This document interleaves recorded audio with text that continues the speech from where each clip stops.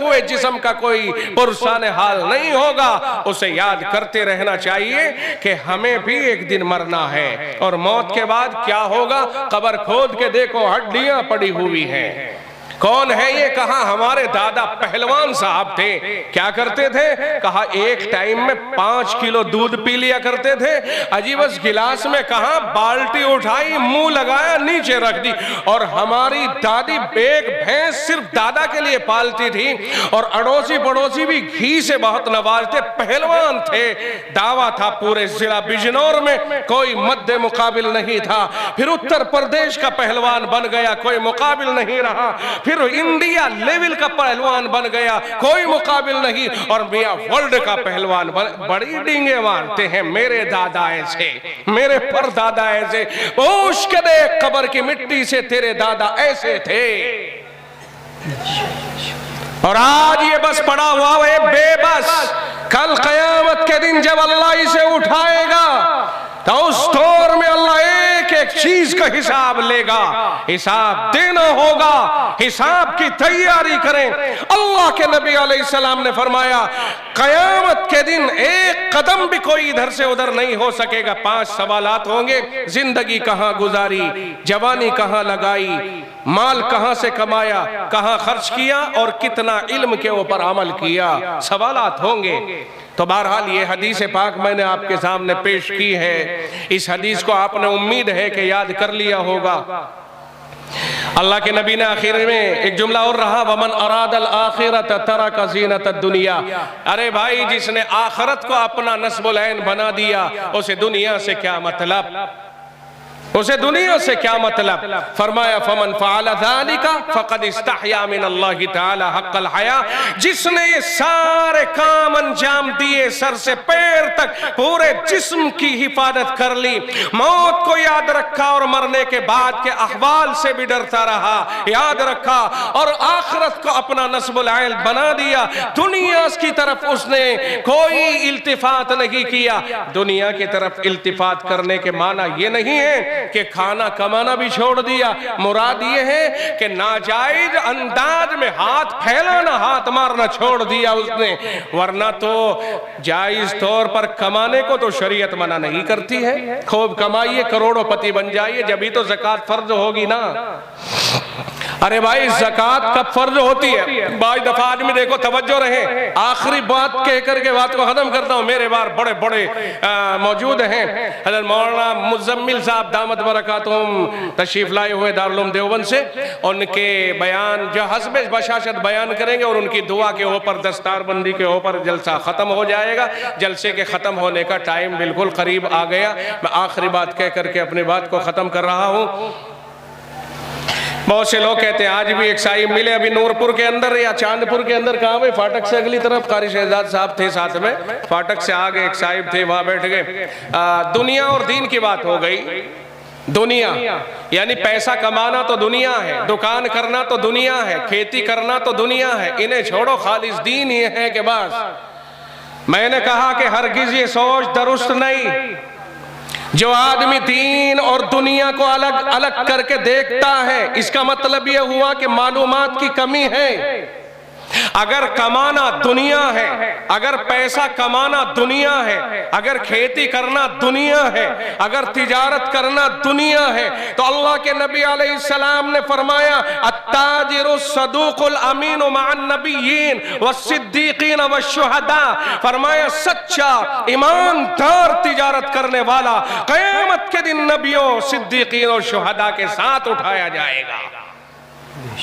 अगर तिजारत करने वाले को दुनियादार कहा जाए तो मेरे नबी तो सच्ची तिजारत करने वालों को नबियों के साथ उठने वाला फरमा रहे हैं। मालूम हुआ ये दीन और दुनिया की तकसीम करना गलत है। काबिले मजम्मत सिर्फ वो हिस्सा होता है जहां पर अल्लाह के अहकाम को तोड़कर फिर माल कमाया जाए, वो काबिले मजम्मत होता है। और अगर तिजारत की जाए मसाइल के मुताबिक, दुनिया का में रह करके माल हासिल किया जाए अल्लाह की मर्जी और मसाइल के मुताबिक, फिक़े के मुताबिक, इसे दुनिया नहीं कहेंगे, यही तो दीन है।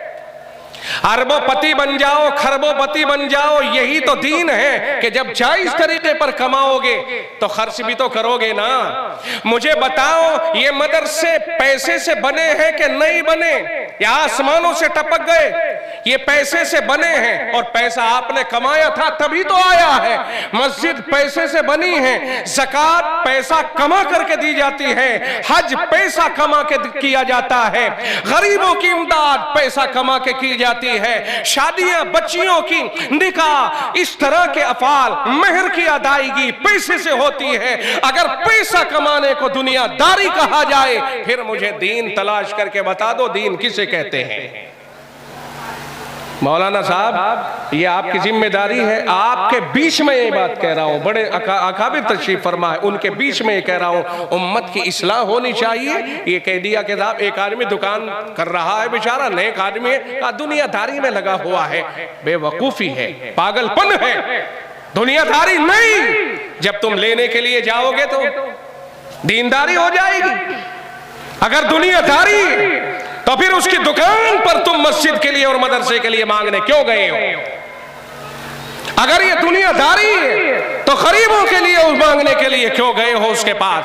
मालूम नहीं, दुनियादारी से कहेंगे कि अल्लाह के हुक्मों को तोड़ करके पैसा कमाया जाए। पैसे की हवीस इतनी है कि साहब पैसा ही पैसा है, अब हराम और हलाल नहीं देख रहा है, सूद ले रहा है, दुनियादारी है, सट्टा लगा के कमा रहा है, दुनियादारी है, छीन झपट कर रहा है, दुनियादारी है, और इस तरह से रिश्वत ले रहा है, दुनियादारी है। और हलाल तरीके पर अगर रोजी कमा रहा है तो फिर करोड़ों अरबों खरबों भी दीनदारी है।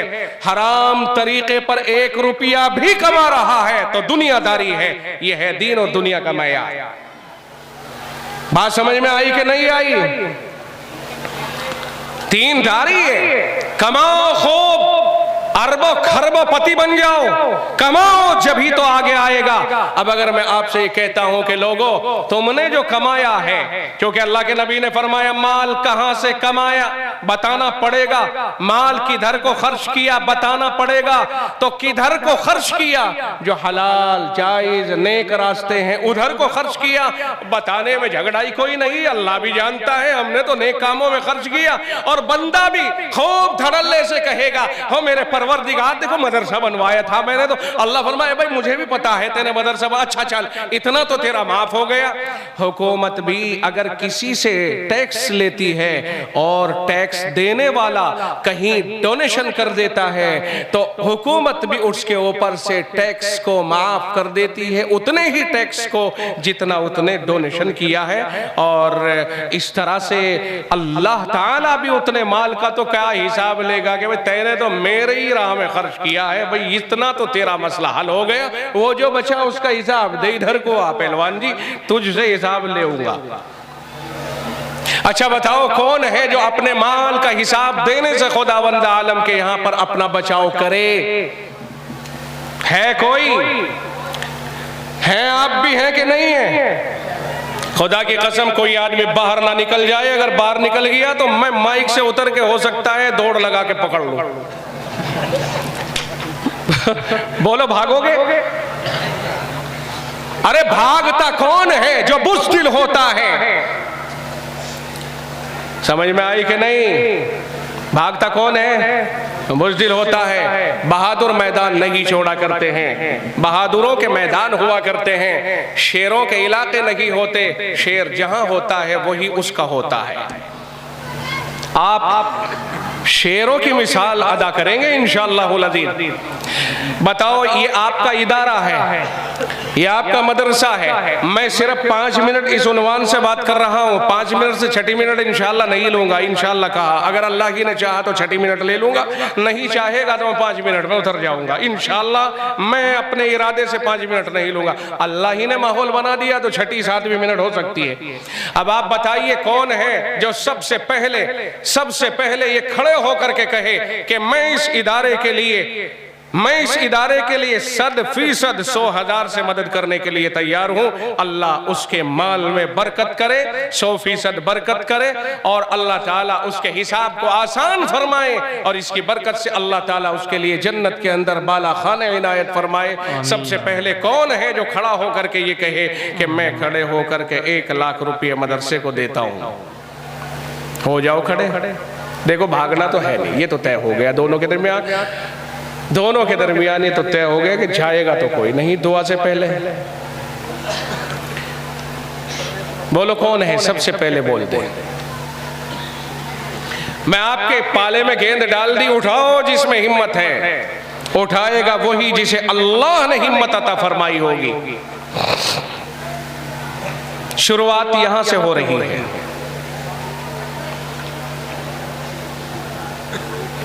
ये गांव गांवड़ी से बड़ा है कि छोटा है? कितना छोटा है?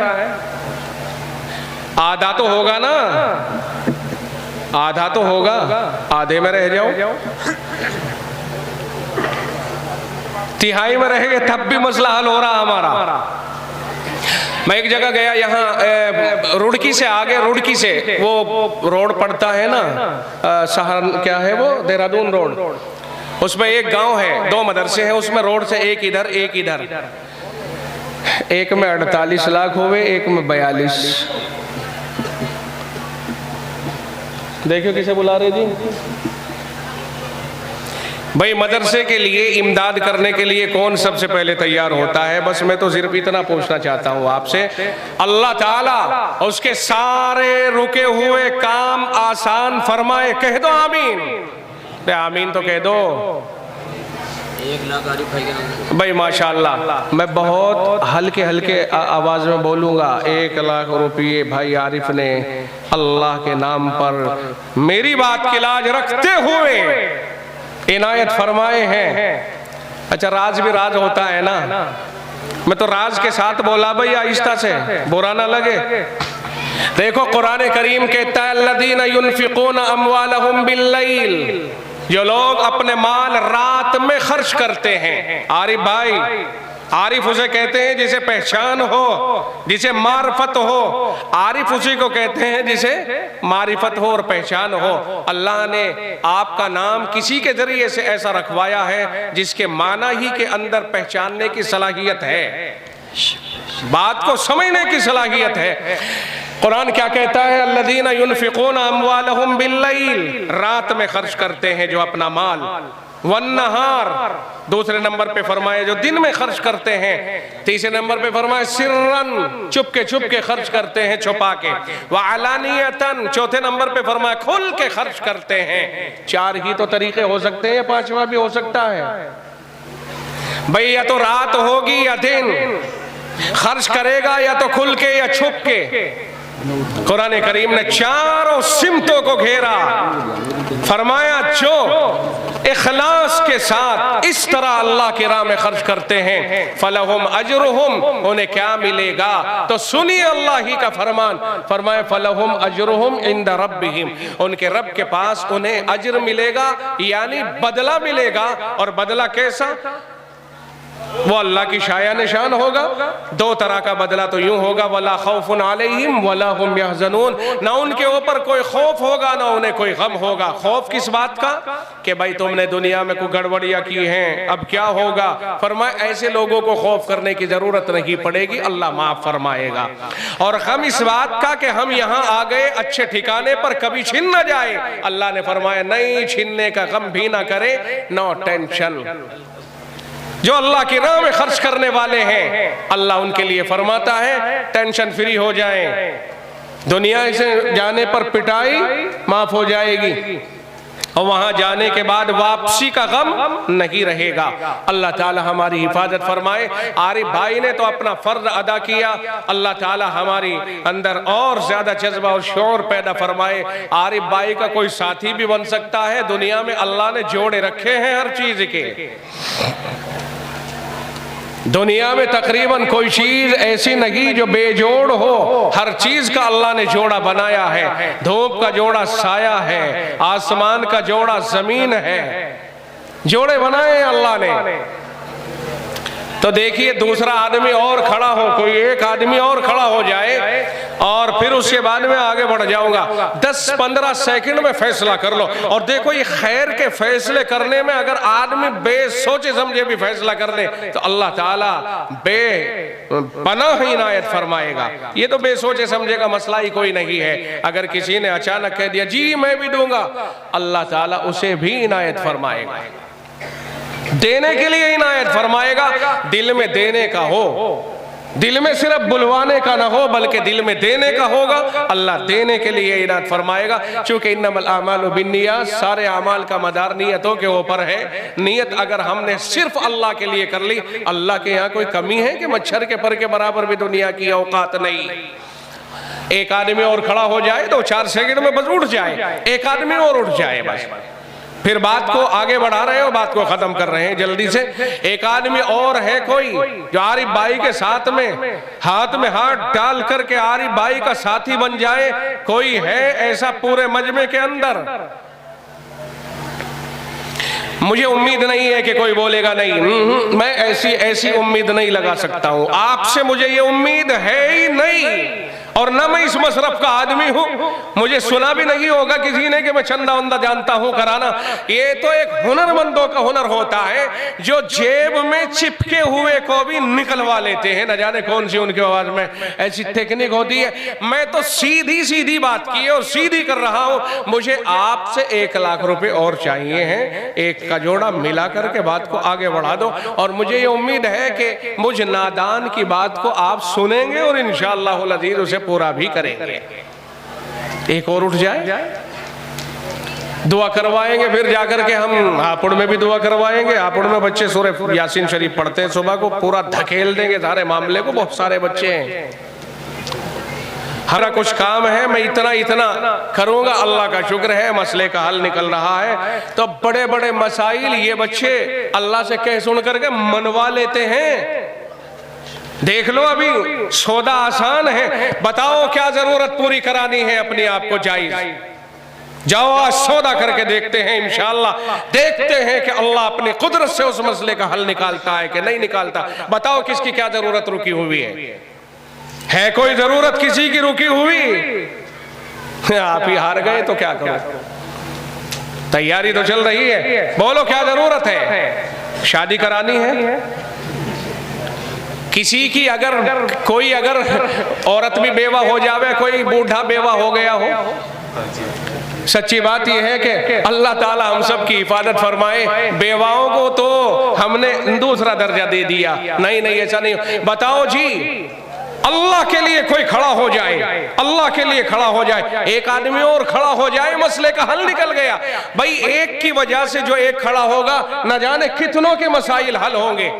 2-3 सेकंड और दे रहा हूं, अगर खड़े होते हैं तो ठीक है, वरना मैं अगले को मौका देता हूं। फिर अल्लाह तो मोहम्मद यूनुस, वाह वाह, कौन सा नाम लेके आया है। कसम से कुरान करीम में यूनुस का जिक्र है। अल्लाह ने फरमाया व इन्ना यूनुस लमिनल मुरसलीन, यूनुस तो रसूलों में से थे, एक रसूल का नाम यूनुस था। मेरे परवरदिगार ने यूनुस को खड़ा कर दिया। कहाँ जी यूनुस भाई? इधर को आओ यार,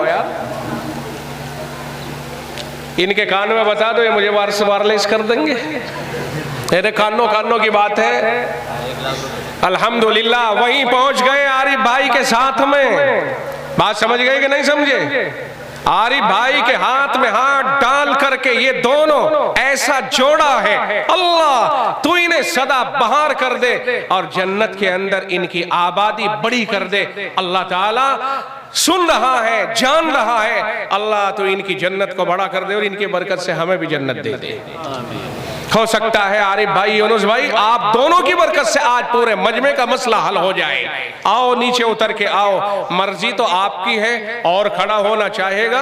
अल्लाह ने जिसको मौका दिया खड़ा तो देखो वही होगा। मगर मैं 50-50 की बात करता हूँ। 50-50 वाले तो 10-12 मिल ही जाएंगे कि नहीं मिल जाएंगे?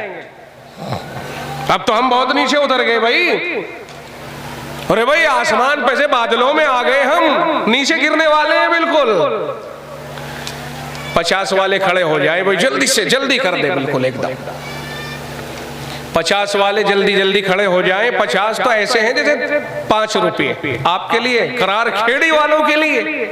अल्लाह का शुक्र अदा करो, अल्लाह ने दिया है तो दो, और नहीं दिया है तो मांगो उससे। क्यों जी, किसके लिए है ये दुनिया?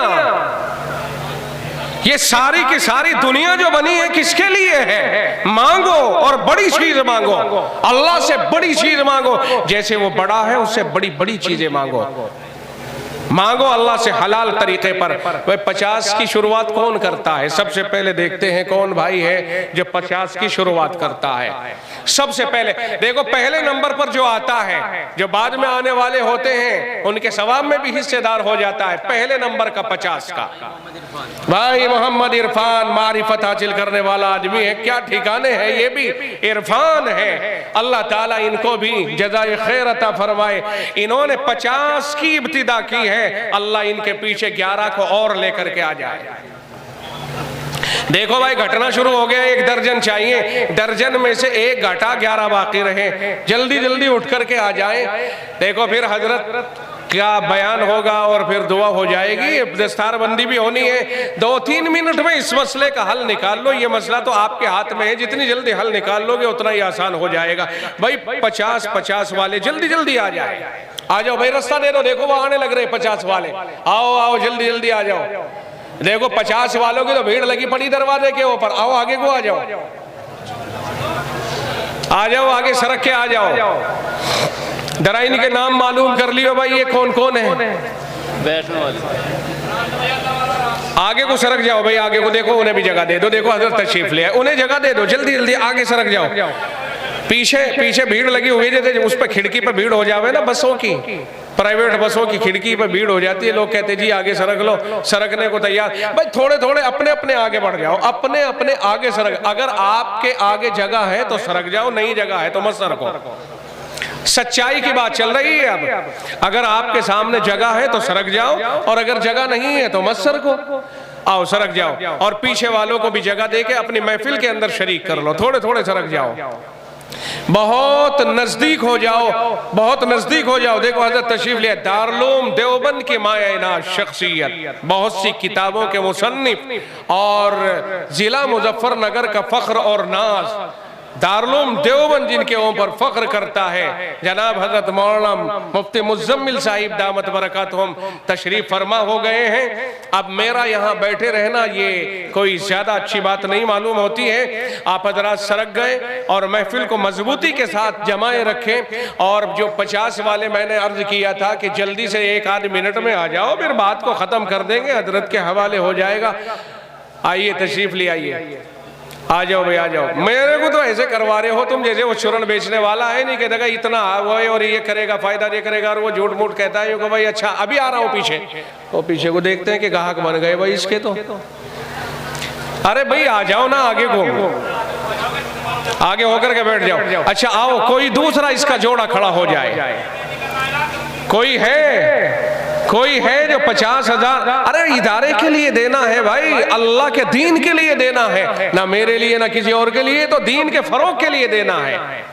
मुझे मालूम है करार खेड़ी के लोग बहुत अच्छे हैं, बात भी मानते हैं और काम भी बनाते हैं, सही चलते हैं। आप हजरात में से यही गुजारिश इसीलिए तो कर रहा हूँ, ज्यादा दूर तक क्यों ले जा रहे हो बात को, बस नजदीक में बात को खत्म कर ले। और 11 आदमियों की जरूरत है हमें, 11 आदमी खड़े हो जाए अगर मजमे में। देखो मैं आपको चंद सेकंड में कहता हूँ, अगर मजमे में इस लायक हैं कि वो खड़े हो सकते हैं और उन पर कोई फर्क नहीं पड़ेगा, अल्लाह ने उन्हें इतना दिया है तो फिर खड़े हो जाए। और अगर ऐसे नहीं दिया है तो मैं भी क्यों जिद करूं। लेकिन मुझे उम्मीद है, अल्लाह का शुक्र है, गांव गुंजाइश वाला है और दीन के मामले में काफी हद तक आगे बढ़ने वाला है। इसलिए मुझे उम्मीद है कि मेरी इस दरखास्त के ऊपर अमल होगा। है कोई और 50 वाला?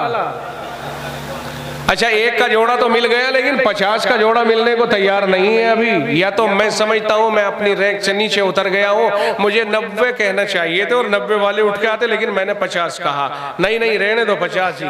आओ नाराज ना हो, 50 वाले उठ के आ जाओ। मुतालबा अगर से मैंने कम कर दिया शायद, खेले के साहब 1 से एकदम 50 पे कैसे आ गए, तो इसलिए हम नहीं दे रहे, ऊपर को चढ़ो। नहीं नहीं दे दो, 50 ही रख लो, कोई बात नहीं है, ऊपर बाद में देख लेना। है कोई एक और आदमी जो उठ करके आए भाई? कोई एक आदमी है जो उठ करके आए? नहीं है। आगे बढ़ता हूं फिर मैं, देखो उठ रहे हैं, उठ तो रहे मगर वो फिर नीचे को बैठ जावे हैं। उठते तो हैं और सोचते भी हैं कि कह दूं, लेकिन फिर सोचते हैं कि अभी ना कहूं, देखे कौन और कहता है। अच्छा, 10 आदमी अपने दिल में सोचे बैठे होंगे कि मैं भी दूंगा 50 और मैं भी दूंगा, लेकिन अभी नहीं, पहले देख लूं कितना पानी किस में है, देखे कौन बोलता है। 10-11 आदमी ये सोचे बैठे हैं अपने दिल में कि दूंगा तो जरूर, लेकिन पहले देख लो कौन देता है। कोई नहीं, पहले वाले तो इरफान